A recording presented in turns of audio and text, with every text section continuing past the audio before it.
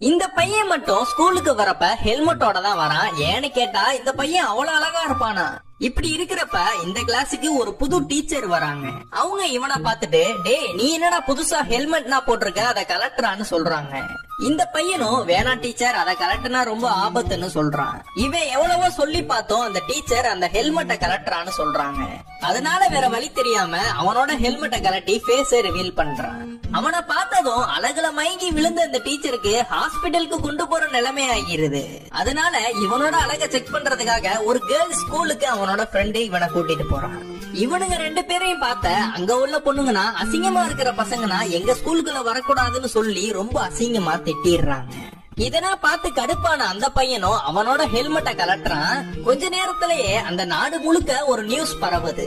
அது என்னன்னா, இந்த ஸ்கூல் பொண்ணுங்க இந்த பையனோட அழக பார்த்து மயங்கி கீழே விழுறதும், எகிரி குதிக்கிறதும், மூக்குல இருந்து ரத்தம் வரதும்னு என்னென்னமோ பண்றாங்க. அந்த நியூஸும் பயங்கர வைரல் ஆகி அந்த பையனோட வீட்டுக்கு முன்னாடி எல்லா பொண்ணுங்களும் குவிய ஆரம்பிக்கிறாங்க.